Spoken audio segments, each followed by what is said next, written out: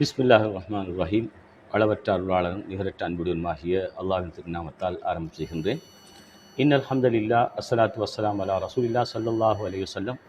அல்லாஹ்வை போற்றி புகழ்ந்து நபி ஸல்லல்லாஹு அலைஹி வஸல்லம் அவர்கள் மீது ஸலவாத்து கூறி இந்த நல்ல நிகழ்விலே தகவல் அரங்கத்தின் பல்வேறுபட்ட சேவைகளிலே ஒரு முக்கிய சேவையாக சமூக ஊடகத்தின் இஸ்லாமிய சிறப்பு நேர்காணல் இன்று பொத்துவில் பெரிய ஜும்மா பள்ளிவாயில் மண்டபத்திலே அஷேக் மௌலவி ஏல் இர்ஷாத் ஹுமைதி பிரதம பேஷிமாம் பெரிய ஜும்மா பள்ளிவாயல் அவர்களை நேர்காணலுக்காக சந்திப்பதற்காக வருகின்றிருக்கின்றோம். அஸ்ஸலாமு அலைக்கும் வரஹ்மத்துல்லாஹி வபரகாத்துஹு. ஷேக் அவர்களே. வலைக்கும் அஸ்ஸலாம் வரஹ்மத்துல்லாஹி வபரகாத்துஹு. அன்புக்குரிய எனது நண்பர் மலிக் சார் அவர்களுக்கும் நேர்களுக்கும் அஸ்ஸலாமு அலைக்கும் வரஹ்மத்துல்லாஹி வபரகாத். இந்த தொழில்நுட்பத்திலே கலந்து கொண்டிருக்கின்றார் எங்களுடைய தகவல் அரங்கத்தின் பணிப்பாளர் அஹமத் அஷ்யாம் அவர்கள். அன்புக்குரிய ஷேக் அவர்களே, மறுமை நம்பிக்கை என்றால் என்ன? சிலர் மரணித்தவுடன் எல்லாம் முடிந்துவிட்டதாக கூறுகிறார்கள். இது பற்றி இஸ்லாமிய நம்பிக்கை கோட்பாடுகள் என்ன என்பது பற்றி சுருக்கமாக கூறுவீர்களா? ஹைர், அல்ஹம்துலில்லாஹ். இந்த நல்லதொரு நிகழ்ச்சியிலே என்னையும் கலந்து கொள்ள செய்தமையிட்டு முதற்கண் அல்லாஹ்வுக்கு நன்றி செலுத்துவதோடு, இரண்டாவதாக இந்த தகவல் அரங்கம் மீடியா அவர்களுக்கும் அதன் பணிப்பாளர் அஹமத் அஸ்ஸியாம் அவர்களுக்கும் நன்றி அறிதல்களோடு, நேயர்கள் அனைவரும் புனித ரமலானை நோற்று நல்லொரு இபாதத்துடைய பணியிலே இருப்பீர்கள் என நம்பியவனாக இந்த நேர்காணலுக்குள்ளே நுழைகிறேன். உண்மையிலே இந்த நேர்காணலானது மக்களுக்கு மத்தியிலே உலாவி வரும் பல வகையான சந்தேகங்கள், பிரச்சனைகளுக்கு ஒரு தீர்வாக அமையும் என்பதை முதற்கண் மகிழ்ச்சியோடு தெரிவித்து கொண்டு, எனக்கான தலைப்பு ஒரு சிறந்த தலைப்பை எனது நண்பர் தெரிவு செய்திருக்கிறார். நீண்ட நாள் எனது ஆர்வியர் நண்பன் அப்துல் மலிக் சார் அவருக்கும் இந்த நேரத்திலே நன்றியை தெரிவித்து கொண்டு, மறுமை பற்றி அல்லாஹ் ஜல்ல ஜலாலுஹு அல் குர்ஆனிலே மிக கூடுதலான வசனங்களை பிரயோகிக்கின்றான். ஏனென்றால் நபி ஸல்லல்லாஹு அலைஹி வஸல்லம் அவர்களுக்கு நபித்துவம் கிடைத்ததற்கு பிறகு அவர்கள் மேற்கொண்ட முதலாவது பணி ஏகத்துவமும் அத்தோடு சேர்ந்த மறுமை வாழ்வும். பல வகையான நபி அவர்களுடைய பிரச்சாரங்களிலே ஸல்லல்லாஹு அலைஹி வஸல்லம் அவர்கள், நீங்கள் ஏகத்துவத்தை ஏற்றுக்கொள்ளுங்கள், லா இலாஹ இல்லல்லாஹ் முஹம்மது ரசூலுல்லாஹ். இந்த உலகோடு நம்முடைய வாழ்க்கை முடிவடையவில்லை. மறுமையிலும் அல்லாஹ் நாம் அனைவரும் மரித்ததற்கு பிறகு மீண்டும் உயிர் கொடுத்து எழுப்பாட்டி ஒரு மறுமையினுடைய வாழ்க்கையின் விரிவாக்கத்தை பல சந்தர்ப்பங்களிலே அல்லாஹ் தஆலா எங்களுக்கு கூறியிருக்கின்றான். ஒவ்வொரு உலகத்தினுடைய வாழ்க்கையை பற்றி சொல்லும் பொழுதும் அல்லாஹ் ஃபித்துன்யா வல் ஆஹிரா, இம்மையிலும் மறுமையிலும் என்ற அந்த வசன கோப்பை அல்லாஹ் அடிக்கடி எங்களுக்கு வியாபித்து கொண்டிருக்கிறான். குறிப்பாக நான் சொல்லப்போனால் நிறையவே கேள்விகள் வைத்திருப்பீர்கள் என்று நினைக்கின்றேன். அதனால் ஒவ்வொரு கேள்விகளுக்கும் மிக சாமத்தியமாக சுருக்கமாக விடை அளிக்க வேண்டியது என்னுடைய பொறுப்பு. ஸல்லல்லாஹு அலைஹி வஸல்லம் அவர்கள் மக்கத்து குஃபார்களுக்கு மத்தியிலே இரண்டு விடயங்களை மிக பிரதானமாக போதித்தார்கள். கடமைகள் மதீனாவுக்கு வந்ததற்கு பிறகுதான் இஸ்லாமிய கடமைகள், விழுமியங்கள், சட்டதிட்டங்கள் வர ஆரம்பிக்கின்றது. அதற்கு முன்னாலே நபி அவர்களுடைய மிக முக்கியமான பிரச்சாரம் இரண்டு வழிகளை கொண்டதாக அமைந்திருந்தது. ஒன்று, ஏகத்துவத்தை ஸல்லல்லாஹு அலைஹி வஸல்லம் அவர்கள் மக்களுக்கு மத்தியிலே விதைத்தார்கள். அடுத்தது இரண்டாவது, மறுமை வாழ்வு பற்றி அவர்களுக்கு சொல்லி வைத்தார்கள். ஆனால் அந்த மக்கத்து குஃபார்களுக்கு மறுமை வாழ்வு பற்றி சொல்லும் பொழுது அது அவர்களுக்கு ஒரு அதிசயமான ஒரு விடயமாக இருந்தது. காரணம், அவர்கள் நம்பியிருந்தார்கள் இந்த வாழ்க்கை என்பது இத்தோடு முடிவு பெற்றுவிடும், இந்த வாழ்க்கை என்பது இத்தோடு முடிவு பெற்றுவிடும், இதற்கு பிறகு எந்த ஒரு வாழ்க்கையும் இல்லை, நாம் மண்ணோடு மண்ணாகி ஆகிவிட்டால் அதற்கு பிறகு நாம் உயிர் கொடுத்து எழுப்பாடப்பட மாட்டோம், அதற்கு பிறகு நம்முடைய வாழ்க்கை என்று ஒன்று இல்லை என்று அந்த மக்கத்து குஃபார்கள் நினைத்து கொண்டிருந்தார்கள். அதனால் இஸ்லாம் ஸல்லல்லாஹு அலைஹி வஸல்லம் அவர்களின் மூலமாக ஏகத்துவத்தை எவ்வாறு மிக உன்னிப்பாக அவர்களுக்கு மத்தியிலே விளைவிக்க, அதாவது அவர்களுக்கு மத்தியிலே கொண்டு போய் சேர்க்க நினைக்கின்றதோ, அதே போன்று மற்றொரு பக்கம், ஒரு நாணயத்துக்கு 2 பக்கங்கள் இருப்பது போன்று மற்றொரு பக்கம் மறுமை வாழ்வு பற்றி ஸல்லல்லாஹு அலைஹி வஸல்லம் அவர்கள் எல்லா கட்டங்களிலும் அவர்களுக்கு எடுத்து எம்பினார்கள். எனவே மறுமை என்பது இஸ்லாத்திலே மிகப்பெரிய ஒரு பங்கை வகிக்கக்கூடியதாக இருக்கிறது. நிச்சயமாக மௌலவி அவர்களே, அதாவது இஸ்லாமிய பிரச்சார பணியிலே தௌஹீதும் மறுமை வாழ்வும் என்ற விடயத்தை சுருக்கமாக கூறியிருக்கிறீர்கள். முதலாவதாக தௌஹீத் ஏகத்துவத்தையும், இரண்டாவதாக மறுமை வாழ்வு சம்பந்தமாகவும் சுருக்கமாக கூறியிருக்கின்றீர்கள். தொடர்ந்து மௌலவி அவர்களே, உலக வாழ்க்கையின் பிரதான இலக்கு என்ன? உலக மக்களின் பொதுவாக உலகத்தில் வாழ்கின்ற மக்கள், பல்வேறுபட்ட இனங்கள், பல்வேறுபட்ட குழுக்கள் இருக்கிறார்கள். உண்மையிலேயே அல்லாஹ் உலக வாழ்க்கையில் எதை இலக்காக வைத்து எம்மை படைத்திருக்கின்றார்? நல்லதொரு கேள்வி. எங்களுக்கு இந்த பரவலான நேர்காணல் நிகழ்ச்சியை எல்லா சகோதரர்களும் பார்த்து கொண்டிருப்பதின் காரணமாக இதற்கு 2 வகையான விடைகளை நாம் தேர்ந்தெடுக்கலாம். ஒன்று, இஸ்லாமியர்களுக்கு உலக வாழ்க்கையின் குறிக்கோள் என்ன என்பதையும், எங்களோடு பயணித்து கொண்டிருக்கக்கூடிய பிற சகோதரர்கள் அவர்களுடைய அவர்களுடைய கோட்பாடு ரீதியிலே அவர்கள் பயணித்து கொண்டிருக்கிறார்கள். குறிப்பாக நாம் இஸ்லாமியர்களுக்கு உலக வாழ்க்கையினுடைய நோக்கம், தத்துவம், அது பயணிக்கக்கூடிய வழி என்ன என்று கேட்டால், இந்த உலக வாழ்வானது இது ஒரு அடுத்தடுத்த கேள்விகளில் எனக்கு வரும் என்று நினைக்கின்றேன். இந்த உலக வாழ்வானது, இந்த உலகத்தினுடைய வாழ்வை பற்றி ரசூலுல்லாஹி ஸல்லல்லாஹு அலைஹி வஸல்லம் அவர்கள் கூட சொல்லியிருக்கிறார்கள். ஒரு முஸ்லிமுடைய அல்லது ஒரு மனிதனுடைய முழு உலக வாழ்க்கையும் ஆனது மாபைன சித்தீன் வசபீன், அவனுடைய வாழ்வு 60க்கும் 70க்கும் இடைப்பட்ட ஒரு வாழ்க்கை தான். எனவே இந்த உலக வாழ்க்கையானது ஒரு நீண்டதொரு பயிற்சிக்கான ஒரு பயணமாக இருக்கிறது, ஒரு பயிற்சிக்கான களமாக இருக்கிறது. அல்லதி ஹலக்கல் மௌத்த வல் ஹயாத்த லியபுலுவக்கும் ஐயுக்கும் அஹ்சனு அமலா, இதான் உலக வாழ்க்கையினுடைய மிக உன்னதமான ஒரு குறிக்கோளாக இருக்கிறது. தபாரக்கல்லதி சூராவிலே 2வது வசனமாக அல்லாஹ் தஆலா சொல்கிறான், அல்லதி ஹலக்கல் மௌத்த வல் ஹயாத், அவன் எப்படிப்பட்டவன் என்றால், அவன் மௌத்தையும் அவன் ஹயாத்தையும், மரணத்தையும் ஜனனத்தையும், உலக வாழ்க்கையையும், உலக வாழ்க்கையில் வாழக்கூடிய உயிரோட்டம் உள்ள ஒரு உயிரோனான ஒரு வாழ்க்கையையும், அதற்கு பிறகு நமக்கு ஏற்படக்கூடிய இந்த மரணத்தையும் அல்லாஹ் ஏற்படுத்தி இருப்பது லியபுலுவக்கும் ஐயுக்கும் அஹ்சனு அமலா, உங்களிலே நல்ல அமல்கள் செய்யக்கூடியவர், அஹ்சனு அமல், சிறந்த அமலை செய்யக்கூடியவர் யார் என்பதனை பரிசீலனை செய்வதற்காக வேண்டித்தான் அல்லாஹ் இந்த உலக வாழ்க்கையை எங்களுக்கு தந்திருக்கிறார். நிச்சயமாக மௌலவி, நீங்கள் கூறுகின்ற விடயத்தோடு ரப்பனா ஆத்தினா ஃபித் துன்யா ஹஸனத்தன் வஃபில் ஆஹிரத்தி ஹஸனத்தன் வகினா அஸாபன்னார், நிச்சயமாக அல்லாஹ் குர்ஆனிலே உலக மக்களுக்கு பொதுவான ஒரு வழிகாட்டியான அல் குர்ஆன் எனும் பிரதானமான நூலிலே இவ்வுலகத்தை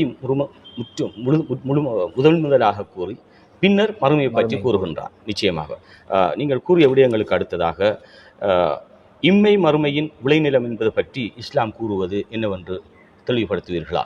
நீங்கள் ஒரு இம்மை பற்றியும் மறுமை பற்றியும் உங்களுடைய இந்த நேர்காணல், இம்மையினுடைய யதார்த்தம் என்ன, மறுமையினுடைய யதார்த்தம் என்ன, இம்மையை பற்றி மக்கள் எவ்வாறு நினைத்து கொண்டிருக்கிறார்கள், மறுமை என்ற ஒரு வாழ்க்கை இருக்கின்றது, ஆனால் அதிலே இருக்கக்கூடிய விரிவாக்கம் என்ன என்பது பற்றி இன்னும் நம்முடைய சகோதரர்கள் தெளிவில்லாமல் இருப்பது பற்றி மனக்கவலை அளிக்கின்றது. எல்லோரும் இதை பற்றி விரிவாக விளங்கிக் கொள்ள வேண்டும். அப்போதுதான் அதற்கான தயாரிப்பிலே நாங்கள் ஈடுபடுவதற்கு எங்களுக்கு ஏதுவாக இருக்கும். நீங்கள் சொன்னது மதிப்புக்குரிய நண்பர் அவர்களே, இது ஒரு ஹதீஸ். அத்துன்யா மஸ்ரஅத்துன் லில் ஆஹிரா என்று சொல்லக்கூடிய இது ஒரு ஹதீஸ். அந்த ஹதீஸினுடைய தமிழாக்கத்தை தான் நீங்கள் சொல்லியிருக்கிறீர்கள். நீங்களும் வர வர ஹதீஸுகளிலே மிக தேர்ச்சி பெற்றவராகவும் அந்த ஹதீஸுகளுடைய அடிப்படையிலே பயணிக்கக்கூடிய ஒருவராகவும் இருப்பதை இட்டு எனக்கு மெய்ச்சிலிர்த்து நான் மகிழ்ச்சி அடைகிறேன். உங்களை இட்டு இன்ஷா அல்லாஹ் தஆலா எல்லோரையும் கபூல் செய்ய வேண்டும். அத்துன்யா மஸ்ரஅத்துன் லில் ஆஹிரா, இந்த உலகமானது மறுமைக்கான விளைநிலமாக இருக்கின்றது. இந்த ஹதீஸை வலியுறுத்துவதற்கு இன்னும் ஒரு குர்ஆனிய வசனம் எனக்கு ஞாபகம் வருகிறது. பிஸ்மில்லாஹிர் ரஹ்மானிர் ரஹீம். அஃபஹஸிப்தும் அன்னமா ஹலக்னாகும் அபஸவ் வ அன்னகும் இலைனா லா துர்ஜஊன். அல்லாஹ் தஆலா குர்ஆனுடைய வசனத்திலே இதிலே எங்களுக்கு சொல்ல விளைவது என்னென்றால், அஃபஹஸிப்தும் அன்னமா ஹலக்னாகும், நீங்கள் நினைத்து கொண்டிருந்தீர்களா உங்களை நாங்கள் படைத்ததெல்லாம் அபஸன் விளையாட்டுக்காக, வீணுக்காக, வ அன்னக்கும் இலைனா லா துர்ஜஊன், மீண்டும் நீங்கள் எங்களிடத்திலே திரும்பி வர மாட்டீர்கள் என்று நீங்கள் நினைத்து கொண்டிருக்கிறீர்களா என்று ஒரு கேள்வி அடையாளத்தை இட்டு அல்லாஹ் இந்த குர்ஆனிய வசனத்திலே சொல்கிறான். நீங்கள் ஏற்கனவே சொன்ன ஹதீஸ், அத்துன்யா மஸ்ரஅத்துன் லில் ஆகிரா, இந்த உலகமானது மறுமைக்கான ஒரு விளைநிலம். சாதாரணமாக ஒரு விவசாயி தன்னுடைய விளைநிலத்திலே ஒரு ஏதாவது ஒரு பயிரை மேற்கொள்கின்றார். அந்த பயிருக்காக வேண்டி சில கால அளவை அவர் பயணிக்கின்றார். அந்த கால அளவை அவர் காத்திருக்கின்றார். அந்த பயிரை நல்ல முறையிலே அவர் செய்கின்றார். அதனுடைய அறுவடையின் நேரத்திலே அவர் மிகச் சிறந்த ஒரு அறுவடையை அவர் மீட்டிக்கொள்ளக்கூடியவராக இருக்கின்றார். அத்துனியா, இந்த உலகம் என்பது முழுக்க முழுக்க இந்த உலகத்தை மறுமைக்கான ஒரு விளைநிலமாகத்தான் ஒரு முஸ்லிம், ஒரு முஃமின், ஒரு கலிமா சொன்ன மனிதன் பாவிக்க வேண்டும் என்ற யதார்த்தமான உண்மை இந்த ஹதீஸிலே பொருந்திருக்கின்றதை நாங்கள் பார்க்கலாம். நிச்சயமாக மௌலி அவர்களே, இந்த உலகம் என்பது வீண் விளையாட்டும் கேளிக்கையும் தான் என்று அல்லாஹ் கூறியிருக்கின்றான். அதே போன்று என்னுடைய ஞாபகம் சரியாக இருந்தால் இப்ராஹிம் நபியாக இருக்க வேண்டும். அவர்கள், யா அல்லாஹ், நான் உன்னை நம்புகிறேன், ஆனால் நீ மீண்டும் எங்களை எப்படி உயிர்கெடுத்து எழுப்புவாய் என்கின்ற ஒரு சந்தேகம் ஒரு மனதிலே ஒரு அவா எழுகின்ற அவருக்கு. நிச்சயமாக இப்ராஹிம் அலைஹிஸ்ஸலாம் அவர்களே தான். நிச்சயமாக அவர் அல்லாஹ் சொல்கின்றான், ஒரு 3 பறவைகளை எடுத்து அதனை அறுத்து 4 பறவைகளை எடுத்து அதை 4 இடங்களிலே வைத்துவிட்டு அல்லாஹ்வின் பேரை கூறு என்று சொல்வதாக. நீங்கள் அதை சரியா பின்னர் கூறுங்கள், நான் என்னுடைய ஞாபகமான விஷயத்தை கூறுகிறேன். பின்னர் அவர் அந்த பறவைகளை அப்படி அறுத்து 4 இடங்களில் வைத்ததுக்கு பின்னால் பிறகு அந்த பறவைகள் தானாக எழும்பி வருவதை பார்த்து, அப்பொழுது அல்லாஹ்வினுடைய அந்த குதிரத்தை பார்த்து இப்ராஹிம் அலைஹிஸ்ஸலாம் அவர்கள் அதாவது மனம் குளிர்ந்து, யா அல்லாஹ், நான் உன்னை சந்தேகித்து கேட்கவில்லை, என்னுடைய ஈமானை உறுதிப்படுத்திக் கொள்வதற்காக ஈமானிலே ஒரு தளர்வு ஏற்பட்டது, அதை நிவர்த்தி செய்வதற்காக வேண்டி. அதற்கு முன்னே அன்புக்குரிய நண்பர் அவர்களே, அதற்கு முன்னே அந்த சம்பவத்தில் முன்னால் ஒரு பகுதி இருக்கிறது. இப்ராஹிம் அலைஹிஸ்ஸலாம் அவர்கள் ஒரு கடல் ஓரமாக செல்கிறார்கள்.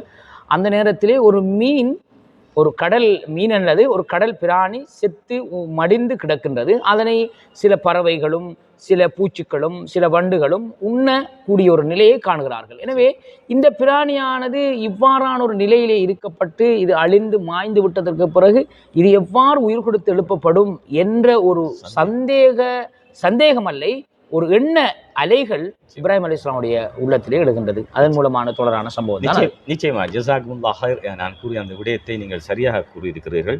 அடுத்ததாக மௌலி அவர்களே, மறுமை சிந்தனை ஒருவரின் அன்றாட வாழ்க்கையை எவ்வாறு பாதிக்கின்றது, அந்த அன்றாட வாழ்க்கையில் எவ்வாறு மறுமை சிந்தனை பின்னி பிணைந்திருக்கின்றது என்பது பற்றி கொஞ்சம் கூறுவீர்களா? பிரதிபலிக்கின்றது. நிச்சயமா மறுமை சிந்தனை என்பது உண்மையிலே ஒவ்வொரு மனிதனுடைய வாழ்விலும் சதா நேரமும் இருக்கக்கூடிய ஒன்றாக அது அமையப்பெற வேண்டும். மறுமை சிந்தனை ஒவ்வொரு மனிதனுடைய வாழ்க்கையிலும் அன்றாடம் ஒவ்வொரு வினாடியும் அது பின்னி பிணைந்ததாக இன்றியமையாததாக ஒன்று இருக்க வேண்டும் என்பது எமது இஸ்லாத்தினுடைய கோட்பாடாக இருக்கிறது. ஏனென்றால் நாம் 6 விடயங்களை கொண்டு ஈமான் கொண்டிருக்கின்றோம். அதிலே ஒன்றுதான் மறுமை நாள் பற்றி நம்புவது. எனவே நம்முடைய நம்பிக்கையை நாம் ஒரு காலம் மறந்துவிடக்கூடாது. நாம் ஒருவருக்கு ஒன்றை தருவதாக வாக்களித்திருந்தால் அல்லது எமக்கு ஒருவர் ஒரு விஷயத்தை தருவதாக வாக்களித்திருந்தாலும் அந்த வாக்கிலே நாங்கள் எந்த நேரமும் உன்னிப்பாக இருப்போம். அதே போன்றுதான் திடகாத்திரமான ஒரு நம்பிக்கையிலே, 6 விதமான நம்பிக்கையிலே ஒரு நம்பிக்கைதான் மறுமை வாழ்வை பற்றி இவர் முழுமையாக நம்பியிருப்பது.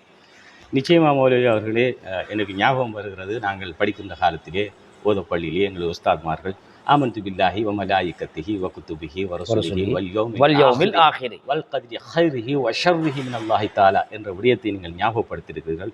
அல்ஹம்துலில்லாஹ், நீண்ட காலத்துக்கு பின்னர் அந்த விடயம் எங்களுக்கு வல் கத்ரி கைரிஹி குர்ஆன் மதர்சாக்களிலே மதர்சாக்கள் கலையும் பொழுதும் அல்லது மதர்சாக்களுடைய இடையிலே இந்த ஆமன்து பில்லா, அதுக்கு ஆமன்து பில்லா என்றுதான் நாங்கள் ஆரம்பிப்போம். அதை ஹஸரத்துமார்கள் எங்களிடத்திலே ஒரு பாடமாக அதை நாங்கள் பாடமாக்கி, அதை நாங்கள் யாரும் புத்தகம் வைத்து பாடமாக்கவில்லை, மதரசாக்களின் மூலமாக பாடமாக்கினதுதான் என்பதை நண்பர் கூறியிருந்து சந்தோஷமாக. நாங்களும் ஆரம்ப காலத்திலே உஸ்தாதுமார்கள் எங்களுக்கு சொல்லி கட்டாயமாக ஞாபகத்தை அந்த அல்லாஹ் அவர்களுக்கு அருள் புரிய வேண்டும்.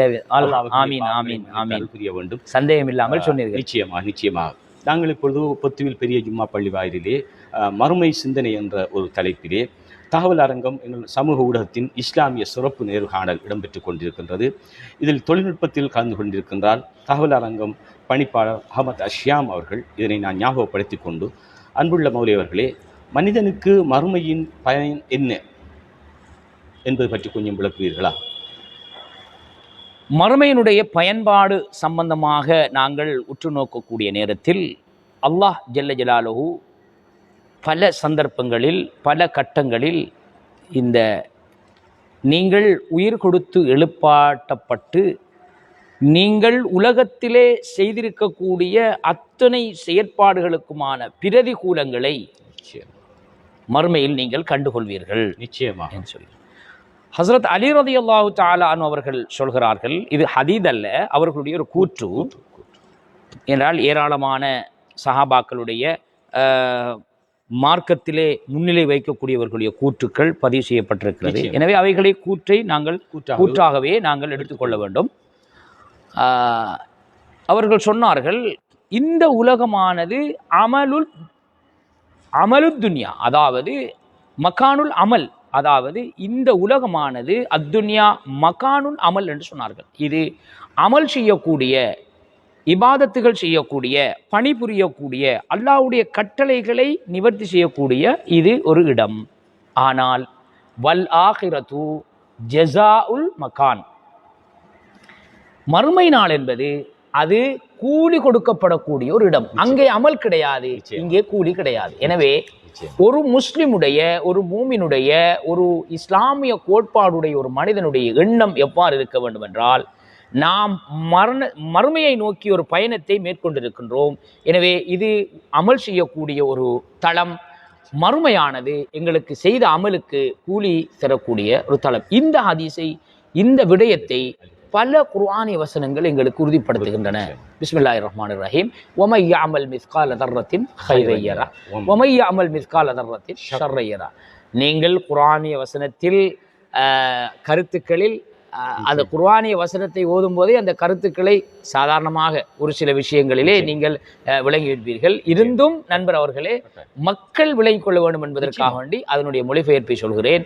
யார் ஒரு நல்ல அமலை ஒரு அனுப்பிரமாணம் செய்கின்றாரோ அதனை அவர் கண்டுகொள்வார்.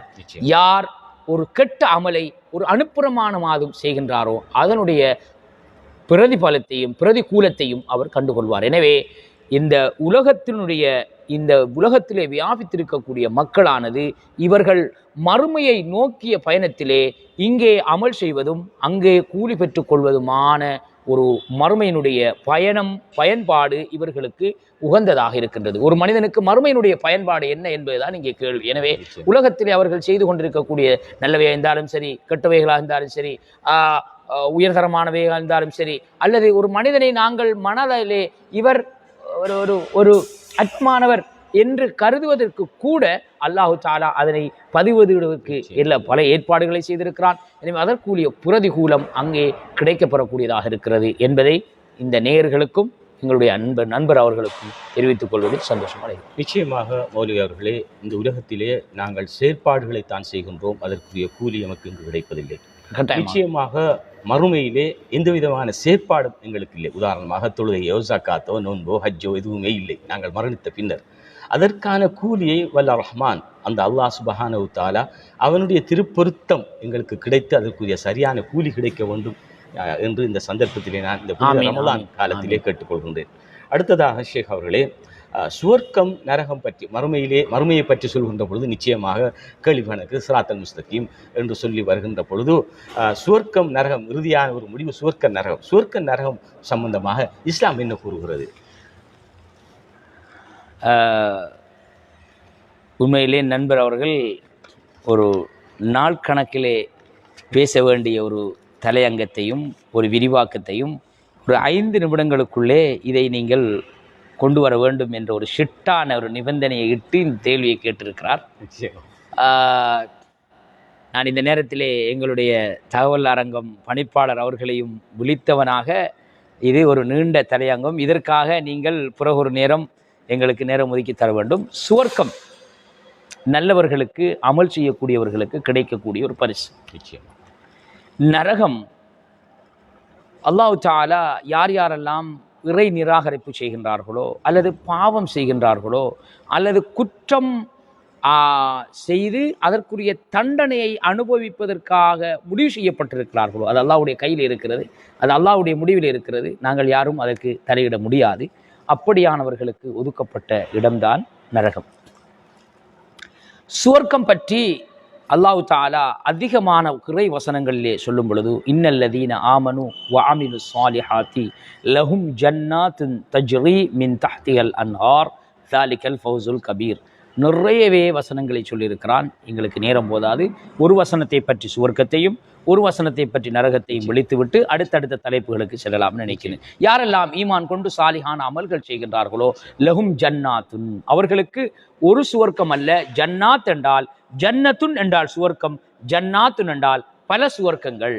கிட்டத்தட்ட சுவர்க்கத்திலே 8 வகையான சுவர்க்கங்கள் இருப்பதாக ஹதீஸ்களிலே வலியுறுத்தப்பட்டிருக்கின்றன.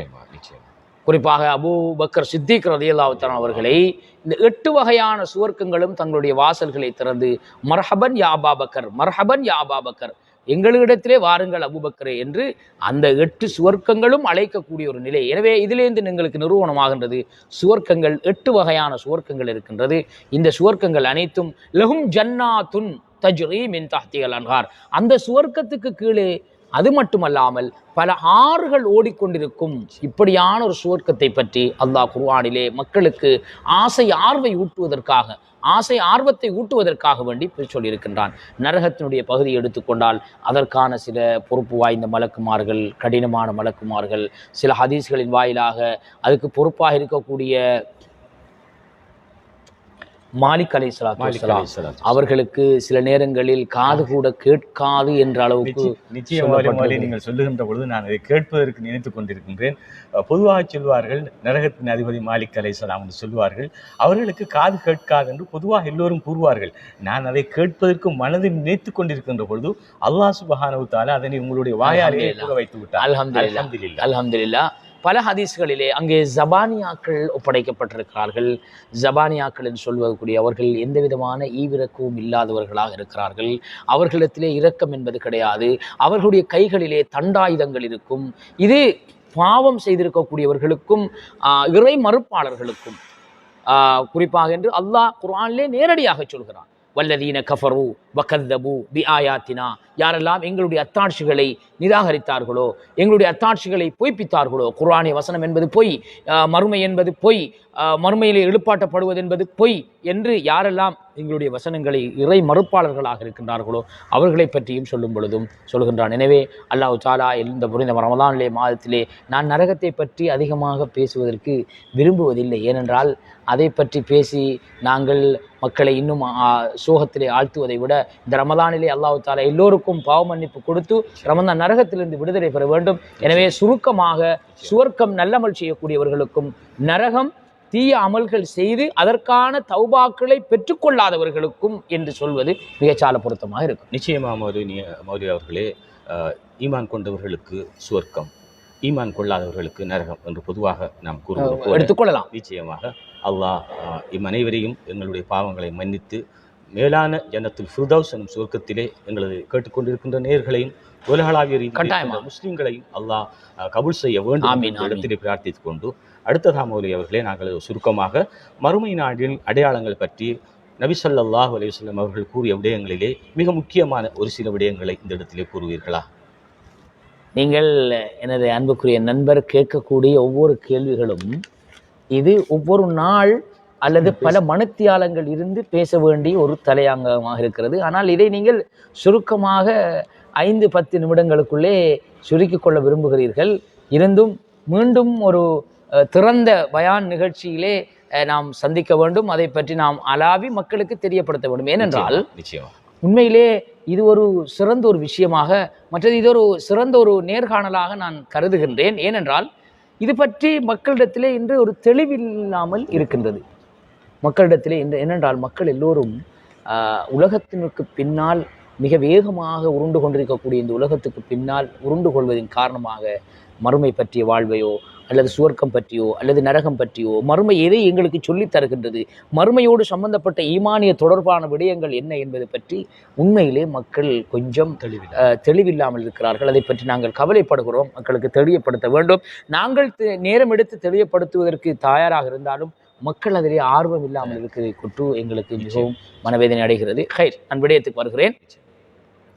கியாமத்து நாளுடைய அடையாளங்களை பொறுத்த வரைக்கும் இது ஒரு பெரிய பகுதி. இதிலே இமாம்கள் பல ஹதீஸுகள் கியாமத்து நாள் பற்றி அல்லாஹ் தாலா சொல்லியிருக்கக்கூடிய குர்ஆனி வசனங்கள், எஸ் அலூனக அனிஸ்ஸாஅத்தி அய்யான முர்சாஹா, மக்களே நபியே உங்களிடத்திலே அவர்கள் கியாமத்து நாள் பற்றி கேட்கின்றார்கள். ஐயான முர்சாஹா, அது எப்போது வரும் என்று கேட்கின்றார்கள். நீங்கள் சொல்லுங்கள், அதை பற்றிய அறிவு, அது எப்போது வரும் என்பதை பற்றிய அறிவு அல்லாஹ்விடத்திலே தான் இருக்கின்றது. குல் இன்னமா இல்முஹா இந்த ரப்பி, நிச்சயமாக அதை பற்றிய, அது எப்போது வரும் என்பதை பற்றிய அறிவு அல்லாஹ்விடத்திலே என்னுடைய ரப்புடையதில் இருக்கின்றது என்பதை பற்றி நீங்கள் சொல்லுங்கள் என்று சொல்லிவிட்டு ஸல்லல்லாஹு அலைஹி வஸல்லம் அவர்கள் அதனை பல அடையாளங்களிலே சொல்லியிருக்கிறார்கள். ஹதீஸினுடைய விற்பனர்கள், ஹதீஸினுடைய தொகுப்பு ஆய்வாளர்கள் அந்த கியாமத்து நாளுடைய அடையாளத்தை இரு பிரிவுகளாக பிரிக்கிறார்கள். ஒன்று அலாமாத்துன் ததுல்லு அலா குர்பிஹா, ஒன்று சில அடையாளங்கள் இருக்கின்றது அந்த கியாமத்துடைய நாள் நெருங்கக்கூடிய நிலையிலே ஏற்படக்கூடிய அடையாளங்கள். இன்னும் சில அடையாளங்கள் இருக்கின்றது கியாமத்து நாள் சம்பவிப்பதற்கு மிக மிக அண்மையிலே ஏற்படக்கூடிய, உதாரணமாக தஜ்ஜால் வரக்கூடிய அடையாளங்கள் போன்று. அது கியாமத்து நாள் வந்துவிட்டது என்று கூட சொல்லலாம். அப்படியான மிக நெருக்கமானதும் கியாமத்து நாள் வருவதற்கு நெருங்கி இருக்கக்கூடிய அடையாளம். நபி ஸல்லல்லாஹு அலைஹி வஸல்லம் அவர்கள் சொன்னார்கள், இந்த இடத்துல எனக்கு ஒரு ஹதீஸ் வருகிறது, அன வஸாஅத்து கஹாத்தைன் என்று சொன்னார்கள். நானும் கியாமத்துடைய நாளும் இந்த இரண்டு விரல்களை போன்றவர்கள் என்று சொன்னார்கள். அப்ப 1400 ஆண்டுகளுக்கு முன்னாலே ரசூலுல்லாஹி ஸல்லல்லாஹு அலைஹி வஸல்லம் அவர்கள் சொல்லிவிட்டார்கள், கியாமத்து நாளுடைய பெரிய அடையாளம் அன வஸாஅத்து கஹாத்தைன், நானும் கியாமத்துடைய நாளும் இந்த இரண்டு விரல்களை போன்றது என்று நபி ஸல்லல்லாஹு அலைஹி வஸல்லம் அவர்கள் முன்னதே அறிவித்து விட்டார்கள். எனவே இந்த இரண்டு அடையாளங்களை பார்க்கக்கூடிய நேரத்தில் முதன்மையான அடையாளம் பள்ளி வாயில்களிலே சப்தங்கள் பெருகுவது, அதே போன்று மதுபானங்கள் அதிகரிப்பது, விபச்சாரங்கள் அதிகரிப்பது, தீய வட்டிகள் அதிகரிப்பது, மக்கள் குறிப்பாக அப்துல்லா இப்னு மஸ்ஊத் ரலியல்லாஹு அன்ஹு நினைக்கின்றேன், திருமிதி ஷரீஃபிலே ஒரு ஹதீஸ் வருகிறது.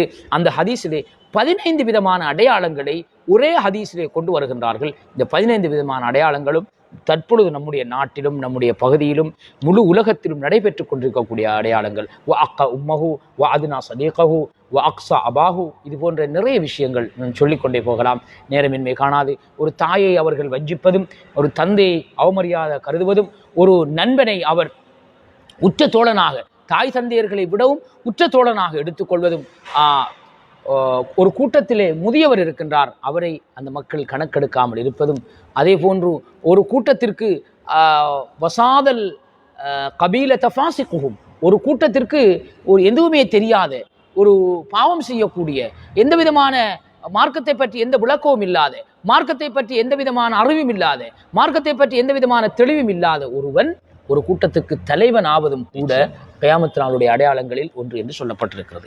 எனவே மேலான கண்ணியமான அல்லாஹ்வுடைய நல்லடியார்களே, அது மாத்திரமல்லாமல் கியாமத் நாளுடைய அடையாளங்கள் வரக்கூடிய நேரத்திலே அறிவில்லாதவர்கள் தோன்றுவார்கள். அவர்கள் மார்க்கத்தை பற்றி ஃபத்வா கொடுப்பார்கள், தீர்ப்பளிப்பார்கள். அதன் மூலமாக அவர்களும் வழிகட்டு மற்றவர்களையும் வழிகெடுக்கக்கூடிய நிலை உருவாகும் என்பதாக ரசூலுல்லாஹி ஸல்லல்லாஹு அலைஹி வஸல்லம் அவர்கள், அன்புக்குரிய எனது நண்பர் மலிக் சார் அவர்களே, இந்த கியாமத் நாளுடைய அடையாளம் என்பது பல்வேறுபட்ட விஷயங்களில் இருக்கின்றது. எனவே நாங்கள் ஒன்றை நினைத்து வைத்துக் கொள்ள வேண்டும், உலகத்திலே தற்பொழுது நடைபெற்றுக் கொண்டிருக்கக்கூடிய அடையாளங்களும் இது கியாமத் நாளுடைய அடையாளங்கள்.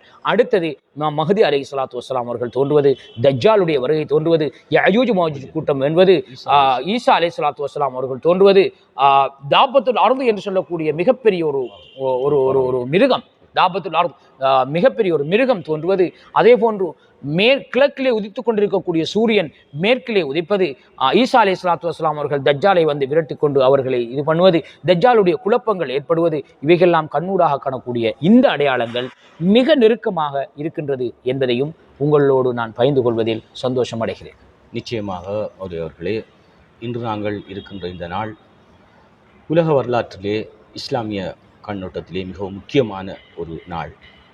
பத்ர் யுத்தம், சாவா வாழ்வா, இம்மையா மறுமையா என்ற ஒரு போராட்டத்திலே பத்ரு சஹாபாக்கள் 313 என்று சொல்லப்படுகின்ற பத்ரு சஹாபாக்கள் இஸ்லாத்துக்காக இரத்தம் சிந்திய இந்த நாள் பத்ர் யுத்தம். நோன்பு பிறை 17 நோன்பு நோற்று கொண்டிருக்கின்றோம். அல்ஹம்துலில்லாஹ், அல்லாஹ் எங்களுடைய நோன்புகளை கபூல் செய்ய வேண்டும். அன்று நடந்த யுத்தம் இன்றும் கூட நாங்கள் எமது உலகத்திலே, நாட்டிலே இந்த யுத்த சூழ்நிலையிலேயே நாங்கள் இன்றும் இருந்து கொண்டிருக்கின்றோம். நடந்து கொண்டிருக்கின்ற அமெரிக்கா தற்பொழுது மிகப்பெரிய ஒரு யுத்தம் நடைபெற்றுக் கொண்டிருக்கின்றது. நிச்சயமாக மௌலி அவர்களே, இன்னும் 2 கேள்விகள் இருக்கிறது. சுருக்கமாக நாங்கள் பேச வேண்டியிருக்கிறது, நேரம் அதிகமாக போய்விட்டது. மௌலி அவர்களே, அதாவது ஆலமுல் பர்ஷஹ், அதாவது கபருடைய வாழ்க்கை, உலக வாழ்க்கை ஒன்று இருக்கிறது, மறுமை வாழ்க்கை ஒன்று இருக்கிறது. அது 2க்கும் இடைப்பட்ட கபருடைய வாழ்க்கை, பர்ஷஹுடைய வாழ்க்கை என்று கூறுவார்கள். அந்த பர்ஷஹுடைய வாழ்க்கை பற்றி ஒரு சுருக்கமாக கூறுவீர்களா? அதாவது மறுமை வாழ்வின் முதல் படி ஒரு மனிதனுக்கு மரணம் ஏற்படுவது. மரணம் ஏற்பட்டால் அவன் மறுமையை நோக்கி பயணிக்க அந்த நேரத்திலிருந்து தொடங்குகிறான். எனவே அவனுக்கு நாம் செய்ய வேண்டிய கடமைகள் அத்தனையும் மார்க்கத்தினுடைய ஷரீஅத்தினுடைய விழுமியங்களின் கோட்பாடுகளில் அதனுடைய பார்வையில் 4 கடமைகளையும் நல்ல முறையிலே அவனுக்கு இருத்தி நாங்கள் கபரிலே கொண்டு போய் நாங்கள் அவனை அடக்கம் செய்கின்றோம். அந்த கபரிலே அடக்கம் செய்துவிட்டு நாங்கள் எங்களுடைய வீடுகளுக்கு திரும்புகிறோம். இந்த கபருடைய வாழ்க்கை தான் முதலாவது மரணம். 2வது மரணித்த பிறகு அவனை நாங்கள் கபரிலே அவன் உரிய இடத்திலே கொண்டு போய் சேர்த்து விடுகிறோம். இந்த கபருடைய வாழ்க்கை தான் மரணத்தின் மறுமையின் 2வது படியாக இருக்கிறது. முதலாவது மரணம் ஏற்படுகிறது, 2வது படியாக அவனுக்கு கபருடைய வாழ்க்கை. இது அரபியிலே நீங்கள் சொன்னது போன்று ஆலமுல் பர்ஸஹ், கபருடைய உலகம். ஆலம் என்றால் அது உலகம், எனவே கபருடைய உலகம். இந்த கபருடைய உலகத்திலே இமாம் புகாரி அலைஹிர் ரஹ்மா தன்னுடைய கிதாபிலே ஈமானுடைய பாடத்திலே இந்த கபருடைய வாழ்க்கை சம்பந்தமான விஷயத்தை கொண்டு வருகிறார். அதிலே விசேஷமாக முன்கர் நக்கீர் அலைஹிஸ்ஸலாத்து வஸ்ஸலாம் அவர்கள் எங்களிடத்திலே சில கேள்விகளை கேட்பார்கள். எனவே இந்த கபருடைய வாழ்க்கை என்பது மிக முக்கியமான ஒரு வாழ்க்கையாக இருக்கிறது. இதை யாரும் நாங்கள் மறுக்கவும் இல்லை, நாங்கள் மறைக்கவும் இல்லை. இதை நாங்கள் முழுமையாக இதிலே நடைபெற்று கொண்டிருக்கக்கூடிய விடயங்களை நாங்கள் ஈமான் கொள்ள வேண்டும். அந்த கபருடைய வாழ்க்கையின் நிதர்சனமான உண்மை எப்பொழுது ஆரம்பிக்கப்படுகின்றது என்றால் அந்த முன்கர் நக்கீர் அலைஹிஸ்ஸலாத்து வஸ்ஸலாம் அவர்களுடைய கேள்வியிலிருந்து ஆரம்பிக்கப்படுகிறது. அவர்கள் சில கேள்விகளை கேட்கிறார்கள். அதற்கான பதிலை உண்மையிலே இவர் ஒரு சாலிஹானவராக, இவர் அல்லாஹ்வை பயந்து நடந்து கொள்ளக்கூடியவராக, இவருடைய அமல்கள் அல்லாஹ்வுடைய மறுமையையும் அல்லாஹ்வுடைய சிந்தனையையும் அல்லாஹ்வுடைய திக்ர் பிரஸ்தாபத்தையும் நினைவு கூறக்கூடியதாக இந்த பூமிக்கு மேலே இருந்தால் அவர் சிறந்த முறையிலே அந்த கேள்விகளுக்கு பதிலளிப்பார். அதில் எந்த விதமான பிரச்சனையும் இல்லை. அதற்கு பிறகு ஸல்லல்லாஹு அலைஹி வஸல்லம் அவர்கள் சொன்னார்கள், அவர் ஒரு சாலிஹான் அடியாராக இருந்தால் கபரில் சுவர்க்கத்திலிருந்து ஒரு வாசல் திறக்கப்பட்டு அவருடைய கபரை நோக்கி வந்து கொண்டிருக்கும்.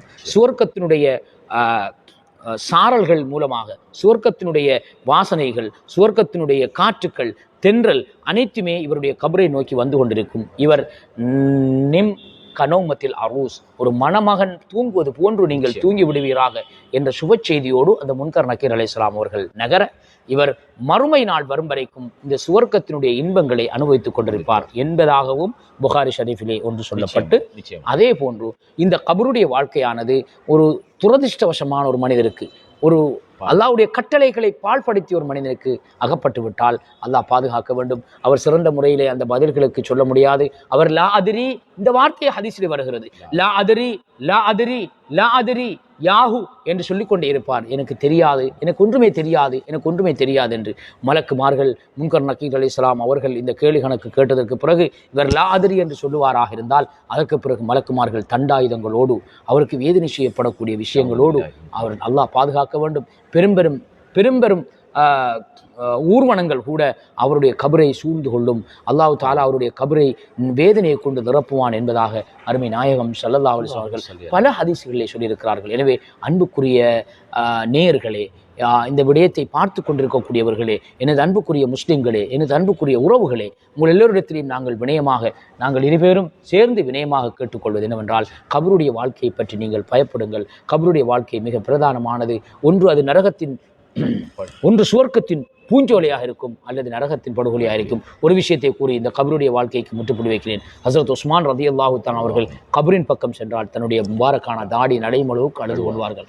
ஏன் என்று கேள்வி கேட்ட நேரத்திலே, ஒன்று கபர் சுவர்க்கத்தின் பூஞ்சோலையாக இருக்கும், அல்லாஹ் பாதுகாக்க வேண்டும், அல்லது நரகத்தின் படுகொலையாக இருக்கும். எனவே கபருடைய வாழ்க்கையும் மறுமையினுடைய பிரதானமான தூண்களில் ஒன்று என்பதை அன்புக்குரிய நேயர்கள் மறந்துட வேண்டாம். நிச்சயமாக மோடி அவர்களே மிக தெளிவாக மிகச் சுருக்கமாக கூறியிருக்கின்றீர்கள். ஜஸாக்குல்லாஹிர். அத்தோடு தகவல் அரங்கத்தின் சமூக ஊடகத்தில் இஸ்லாமிய சிறப்பு நேர்காணல் பொத்துவில் பெரிய ஜும்மா பள்ளி வாயிலே இடம்பெற்றுக் கொண்டிருக்கின்றது. மறுமை சிந்தனை என்ற தலைப்பிலே எங்களுடைய அஷ்ஷேக் மௌலவி இர்ஷாத் உமைதி பிரதம பேஷிமாம் பெரிய ஜும்மா பள்ளிவாசல் அவர்கள் நேர்காணலிலே பங்கு கொண்டிருக்கின்றார்கள். இறுதியாக மௌலவி அவர்களே சுருக்கமாக, மறுமை சிந்தனை எமக்குள் ஒவ்வொரு நாளும் வருவதற்கு, இந்த உலகத்திலே நாங்கள் வாழுகின்ற பொழுது மறுமை சிந்தனை எங்களுக்கு ஒவ்வொரு நாளும் எங்களுடைய வாழ்க்கையில் இடம்பெறுவதற்கு நாங்கள் எவ்வாறு நடந்து கொள்ள வேண்டும் என்பதை பற்றி சுருக்கமாக கூறுகிறார். இது இறுதியான கேள்வி. அல்ஹம்துலில்லாஹ், நாங்கள் இந்த நிகழ்வின் அங்கத்திலே இறுதி அங்கத்துக்கு வந்திருக்கின்றோம். இன்ஷா அல்லாஹ் இந்த நேர்காணலை பார்த்து கொண்டிருக்கக்கூடிய மக்களும் இதிலே நீங்கள் இந்த விடயங்களை, பேசப்பட்ட விடயங்களை, அல்லாஹ் தஆலா எங்களுக்கு தந்திருக்கக்கூடிய இந்த அறிவை, இந்த சொற்பமான இந்த விஷயத்தை உங்களோடு நாங்கள் பகிர்ந்து கொண்டிருக்கின்றோம். இதிலே நீங்களும் பயன்பெற்றுக் கொள்ள வேண்டும், இதன் மூலமாக நீங்களும் அமல் செய்ய வேண்டும் என்ற ஒரே ஒரு நோக்கத்தோடு தான் நண்பர் நானும் இவ்வளவு நேரம் உரையாடி கொண்டிருந்தோம். அந்த கேள்வி மீண்டும் நிச்சயமாக மறுமை சிந்தனை எனது வாழ்க்கையில் வருவதற்கு நாங்கள் ஒவ்வொரு நாளும் மறுமை சிந்தனை வருவதற்கு நாங்கள் எவ்வாறு இந்த உலகத்தில் வாழ்ந்து கொள்ள? அல்ஹம்துலில்லாஹ், நல்லதொரு கேள்வி. உலகத்தினுடைய நான் ஆரம்பத்தில் சொன்னேன், உலகத்தினுடைய ஓட்டத்திலே மக்கள் மறுமையை மறந்து விடுகிறார்கள். என்றால் உலகத்தினுடைய அது ஓட்டமாக இருக்கிறது, உலகத்தினுடைய ஒரு சக்கரம், அந்த உலக சக்கரம் சுழன்று கொண்டிருக்கக்கூடிய நேரத்திலே மக்கள் மறுமையை மறப்பதற்கு நிறையவே சான்ஸ்கள் இருக்கின்றது. எனவே அவர்களுக்கு கொடுக்கப்பட்ட அமல்கள், அவர்களுக்காக வேண்டி பணிக்கப்பட்ட தொழுகையாக இருக்கட்டும், நோன்பாக இருக்கட்டும், குர்ஆன் ஓதுவதாக இருக்கட்டும், திக்ர் செய்வதாக இருக்கட்டும், தன்னுடைய பாவங்களை நினைத்து வருந்துவதாக இருக்கட்டும், ஒவ்வொரு நாளும் பள்ளி வாயிலை நோக்கி வரக்கூடியவர் இவர் ஈமான் உடையவர் என்பதை சாட்சி பகருங்கள் என்று ஸல்லல்லாஹு அலைஹி வஸல்லம் அவர்கள் சொல்லியிருக்கிறார்கள். உலகத்திலே மிக சிறந்த ஒரு இடம் பள்ளிவாசல். எனவே அன்புக்குரிய நேயர்களே, அன்புக்குரிய நண்பர்களே, அன்புக்குரிய இஸ்லாமிய உறவுகளே, ஒவ்வொரு நாளும் மனிதன் மறுமையை நோக்கி பயணித்துக் கொண்டிருக்கின்றான் என்பது ஒரு புறம் இருக்க, ஒவ்வொரு நாளும் மனிதன் மறுமையினுடைய சிந்தனையோடு வாழ வேண்டும். ஹஸரத் ஹன்தலா ரலியல்லாஹு தஆலா அவர்களுக்கு உள்ளத்தில் ஏற்பட்ட சின்னொரு சலசலப்பு தான். நபி அவர்களுடைய சபையிலே இருக்கிறார்கள், நபி அவருடைய விஷயங்களை கேட்டுக்கொண்டிருக்கிறார்கள். அவர்கள் சொர்க்கத்தையும் நரகத்தையும் நேராக பார்ப்பது போன்று, மறுமையினுடைய விஷயங்களை நேராக பார்ப்பது போன்று உணர்கிறார்கள். அவர்கள் வேறு எதுவும் செய்யவில்லை, வீட்டுக்கு செல்கிறார்கள், வீட்டிலே அன்பு மனைவி மக்களோடு உரையாடுகிறார்கள், வேறு எதுவும் செய்யவில்லை. அவர்கள் வேறு எந்த இடத்திற்கும் போகவில்லை, வேறு எந்த பயன்பாடுகளும் அவர்கள் செய்யவில்லை. ஆனால் நபி அவர்களுடைய சபையிலே இருந்த அந்த உணர்வு இவருக்கு சற்று மாறுவது போன்று அவருடைய உள்ளத்தில் ஏற்படுகிறது. எனவே ஒருவேளை இந்த ஹந்தலா முனாஃபிக்காகி விட்டானோ என்ற அவர்களுடைய வாழ்க்கையின் உதாரணம் எங்கள் எல்லோருக்கும் மிகப்பெரிய உதாரணப்படியாக, ஊன்றுகோலாக இருக்கின்றது என்பதை நினைவைத்துக் கொள்ள வேண்டும். எனவே எங்களுடைய திக்ர்கள், எங்களுடைய சலவாத்துகள், எங்களுடைய துஆக்கள், எங்களுடைய குர்ஆன் திலாவத்துகள், எங்களுடைய தொழுகைகள், எங்களுடைய தஸ்பீஹாத்துகள், நாங்கள் தனிப்பட்ட முறையிலும் கூட்டாகவும் செய்யக்கூடிய அமல்களிலே நாங்கள் பகிரங்கமாக, நேரடியாக, விரைவாக கலந்து கொள்வதானது, நேரம் எடுத்து நாங்கள் கலந்து கொள்வதானது மறுமையை நோக்கிய பயணத்தின் ஒரு அங்கமாக இருக்கும் என்பதில் எந்த விதமான சந்தேகமும் இல்லை. நிச்சயமாக மௌலவி அவர்களே, நீங்கள் அதாவது இஹ்சான், நாங்கள் அல்லாஹ்வை பார்க்காவிட்டாலும் அல்லாஹ் எங்களை பார்த்து கொண்டு நிச்சயமாக